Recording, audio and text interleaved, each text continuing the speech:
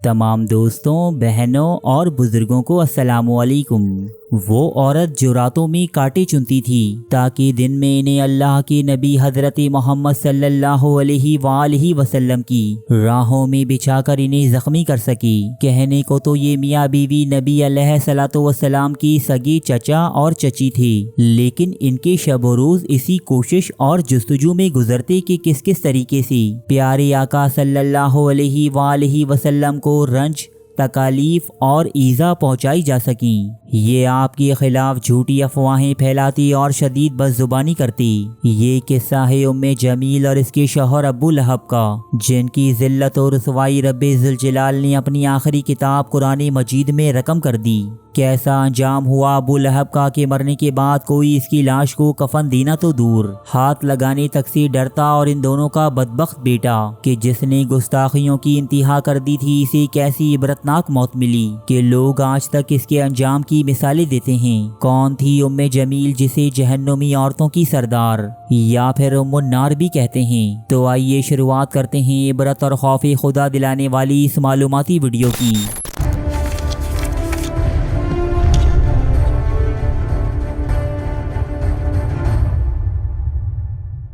تاریخ جسے ام جمیل کے نام سے جانتی ہے، اس کا اصل نام عروہ بنت حرب تھا۔ یہ عورت عرب کی مشہور قبیلے بنو امیہ سے تعلق رکھتی تھی۔ نسب و نسل کے اعتبار سے یہ عورت ایک معزز گھرانے میں پیدا ہوئی، لیکن اپنے کردار اور اعمال کے اعتبار سے یہ ظلم، بغض اور انتقام کا چلتا پھرتا نمونہ تھی۔ مکہ کی گلیوں میں ام جمیل کا مزاج سخت گیر اور زبان زہریلی مشہور تھی۔ یہ جب عرب کی محفلوں میں شریک ہوتی تو نبی اکرم صلی اللہ علیہ وآلہ وسلم کے خلاف زہر اگلا کرتی اور خواتین میں بیٹھ کر آپ صلی اللہ علیہ وآلہ وسلم کی کردار کشی کرتی۔ یہ نبی صلی اللہ علیہ وآلہ وسلم سے نفرت میں اس درجے پر پہنچ چکی تھی کہ اس نے اپنے گھر کا چین، راتوں کی نیند اور اپنی عزت و رتبہ تک داؤں پر لگا دیا تھا۔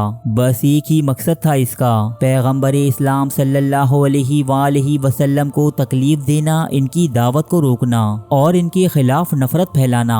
ظاہری طور پر خوشحال اور طاقتور نظر آنے والی یہ عورت در حقیقت حسد اور دشمنی کی آگ میں جلتی ہوئی ایک بے چین روح تھی، جیسے اس کے تعصب اور نفرت نے اندھا کر دیا تھا۔ حضرت جندب رضی اللہ تعالیٰ عنہ فرماتے ہیں کہ ایک مرتبہ حضور اکرم صلی اللہ علیہ وآلہ وسلم بیمار پڑی اور 1 یا 2 راتوں میں تہجد کے لیے نہ اٹھ سکی، تو ام جمیل نبی صلی اللہ علیہ وآلہ وسلم کے پاس آئی اور کہنے لگی، محمد، میرا خیال ہے کہ تمہارے شیطان نے تمہیں چھوڑ دیا۔ رب ذوالجلال نے اس پر سورہ ضحیٰ کی یہ آیت نازل فرمائی، قسم ہے دن کی روشنی کی اور رات کی، جب وہ قرار پکڑے کہ آپ کے پروردگار نے نہ تو آپ کو چھوڑا ہے اور نہ ہی وہ آپ سے خفا ہوا ہے۔ ام جمیل کا ظلم محض زبان تک ہی محدود نہ تھا، بلکہ یہ بدبخت عورت عملی طور پر بھی آپ صلی اللہ علیہ وآلہ وسلم کو تکلیف پہنچانے کی کوشش کرتی تھی۔ یہ عورت رات کی تاریکی میں آپ صلی اللہ علیہ وآلہ وسلم کی راہوں میں کانٹے بچھاتی تھی کہ جب نبی علیہ الصلوۃ والسلام فجر کے وقت مسجد الحرام کی جانب جائیں تو ان کے پاؤں زخمی ہو جائیں۔ جب رسالت مآب صلی اللہ علیہ وآلہ وسلم نے لوگوں کو اللہ کی وحدانیت کا پیغام دینا شروع کیا تو ام جمیل مکہ کی گلیوں میں پھرنے لگی۔ رسول کریم جہاں بھی دعوتی حق دیتے، یہ فوراً وہاں پہنچ جاتی اور لوگوں کے دلوں میں آپ کے خلاف زہر گھولتی۔ یہ لوگوں سے کہتی کہ محمد کا پیغام صرف قبائل کو آپس میں لڑوانے کی ایک سازش ہے، بلکہ یہ نبی صلی اللہ علیہ وآلہ وسلم پر جادوگر اور مجنون ہونے کے الزامات بھی لگاتی۔ نعوذ باللہ۔ مفسرین لکھتے ہیں کہ ابو لہب اور اس کی بیوی باولے کتوں کی طرح نبی کریم صلی اللہ علیہ وآلہ وسلم کے پیچھے لگے رہتی تھی۔ حضرت اسماء بنت ابو بکر رضی اللہ تعالیٰ عنہما فرماتی ہیں کہ جب حضور اکرم صلی اللہ علیہ وآلہ وسلم پر سورہ لہب نازل ہوئی تو ام جمیل غصے سے پاگل ہو گئی۔ یہ ایسے تلملا اٹھی کہ جیسے کسی نے اس کے سینے پر پہاڑ رکھ دیا ہو۔ یہ ہاتھ میں ایک پتھر اٹھائے مکہ کی گلیوں میں نبی اکرم کو تلاش کرتی اور آپ کی شان میں اول فول بکتی۔ رسول اللہ صلی اللہ علیہ وآلہ وسلم اس وقت مسجد الحرام میں تشریف فرما تھے اور حضرت ابو بکر رضی اللہ تعالیٰ عنہ بھی آپ کے ساتھ تھی۔ حضرت ابو ابو بکر صدیق رضی اللہ تعالیٰ عنہ نے جب ام جمیل کو آپ کے پاس آتی دیکھا تو فوراً عرض کیا کہ یا رسول اللہ صلی اللہ علیہ وآلہ وسلم، یہ بس زبان عورت آ رہی ہے، مجھے ڈر ہے کہ کہیں یہ آپ پر ہاتھ نہ اٹھائے۔ نبی کریم نے انتہائی اطمینان سے فرمایا کہ فکر نہ کرو، وہ مجھے دیکھ نہیں پائے گی۔ یہ کہہ کر آپ علیہ الصلوۃ والسلام نے تلاوت قرآن شروع کر دی۔ ہوا یوں کہ ام جمیل آپ کے انتہائی قریب آئی لیکن وہ آپ کو دیکھ نہ سکی۔ اس نے حضرت ابو بکر صدیق رضی اللہ تعالیٰ عنہ سے پوچھا تمہارا ساتھی کہاں ہے؟ اس نے میری حجب کی ہے۔ حضرت ابو بکر صدیق نے نہایت ہی سمجھداری سے جواب دیا کہ اس گھر کے مالک کی قسم، میرے ساتھی نے تمہاری حجب نہیں کی۔ دوستو یہ بات حقیقت بھی تھی، کیونکہ نبی صلی اللہ علیہ وآلہ وسلم نے تو اس کے خلاف کچھ بھی نہ کہا تھا، بلکہ اس کے خلاف جو کچھ بھی کہا گیا تھا وہ رب کائنات نے خود کہا تھا، جو قیامت تک کے لیے قرآن مجید میں محفوظ ہو چکا۔ نبی کے بغض میں جلنے والی ام جمیل اکیلی نہیں تھی، بلکہ اس کا شوہر ابو لہب بھی آپ کی دشمنی میں ہر حد پار کر چکا تھا۔ ناظرین، ابو لہب اور اس کی بیوی نے صرف نبی کی ذات مبارکہ کو ہی نہیں بلکہ آپ علیہ الصلوۃ والسلام کی پاکیزہ بیٹیوں کو بھی اپنے انتقام کا نشانہ بنایا۔ حضرت رقیہ اور حضرت ام کلثوم رضی اللہ تعالی عنہما حضرت محمد صلی اللہ علیہ وآلہ وسلم کی دو بیٹیاں تھیں، جن کا نکاح ابو لہب کے بیٹوں عتبہ اور عتیبہ سے ہوا تھا۔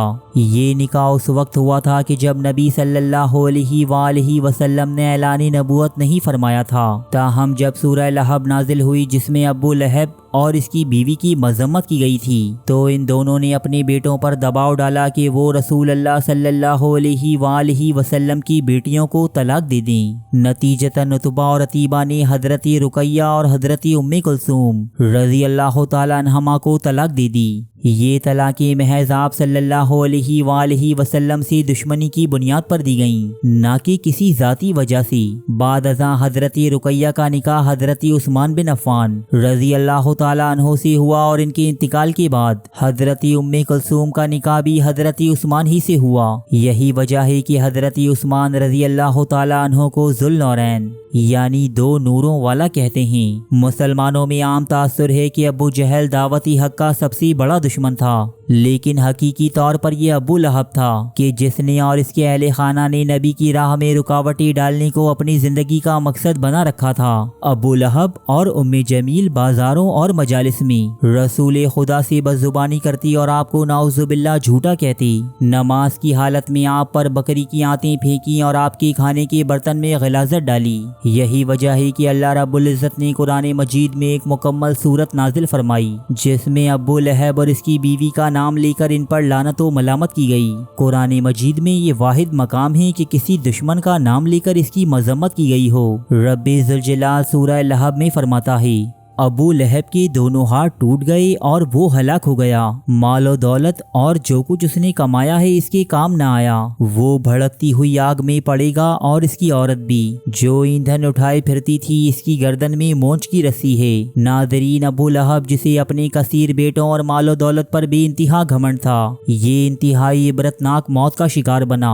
جنگ بدر کے بعد ابو لہب کو ایک عجیب و غریب مرض لاحق ہوا جس کے باعث اس کا جسم بدبودار پھوڑوں سے بھر گیا، جس سے شدید ناگوار بدبو اٹھتی اور ہر وقت پانی رستا رہتا۔ دوستو، نہ صرف اہل مکہ بلکہ اس کی اپنی اولاد نے اس کے پاس آنا چھوڑ دیا، یہاں تک کہ اس کی لاش 3 دن تک سڑتی رہی، لیکن کوئی اس کی تجہیز و تکفین کو تیار نہ تھا۔ آخر کار قریش کے کچھ غلام اس کی لاش کو گھسیٹ کر مکہ سے باہر لے گئے اور اسے ایک گھڑے میں پھینک دیا گیا۔ ابو لہب اور ام جمیل کا ایک ناپاک بیٹا عتیبہ، جو اپنے ماں باپ کی طرح پیغمبر اسلام سے شدید بغض رکھتا تھا، یہ بھی ایک مرتبہ حضور اکرم صلی اللہ علیہ وآلہ وسلم کی شدید ترین گستاخی کا مرتکب ہوا، جس پر نبی صلی اللہ علیہ وآلہ وسلم کے دل سے یہ آہ نکلی کہ اے اللہ، اپنے کتوں میں سے کسی کتے کو اس پر مسلط فرما دی۔ واپس جا کر عتیبہ نے خوشی خوشی اپنا یہ کارنامہ اپنے باپ ابو لہب کو سنایا تاکہ اس سے داد وصول کر سکے، اور نبی علیہ الصلوۃ والسلام کی بد دعا کا ذکر بھی کیا۔ لرزتی ہوئی آواز سے اس نے کہا کہ اے بیٹی خدا کی قسم میں تجھے محمد کی بددعا سے محفوظ نہیں سمجھتا۔ پھر جب یہ باپ بیٹی ایک تجارتی قافلے کی ہمراہ سرزمین شام کی جانب روانہ ہوئے تو راستے میں ایک گرجے میں قیام کیا۔ نبی کی زبان سے نکلے کلمات سے ابو لہب اس قدر خوف زدہ تھا کہ اس نے اپنے بیٹے کو بیچ میں سلا کر تمام قافلے والوں کو اس کے ارد گرد سلایا تاکہ کوئی درندہ یا انسان اس تک نہ پہنچ سکی۔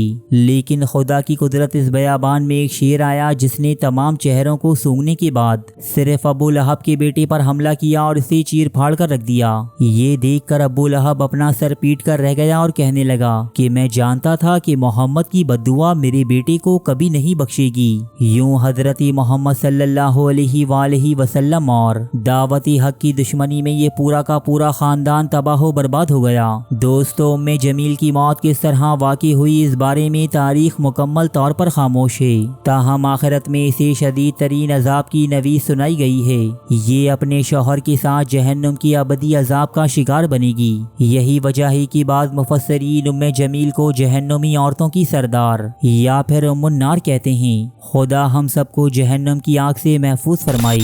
میں امید کرتا ہوں کہ یہ ویڈیو آپ کی معلومات میں اضافے کا باعث بنی ہوگی۔ واقعی اگر ایسا ہے تو اسے لائک ضرور کیجیے گا، جبکہ ہمیں کمنٹ باکس میں یہ بتائیے گا کہ آپ مزید کس موضوع پر ویڈیو دیکھنا چاہتے ہیں تاکہ ہم اپنے کنٹینٹ کو آپ کی مرضی کے مطابق ڈھال سکیں۔ ملتا ہوں آپ سے ایک اور نئی اور انوکھی ویڈیو کے ساتھ، تب تک کے لیے اللہ نگہبان۔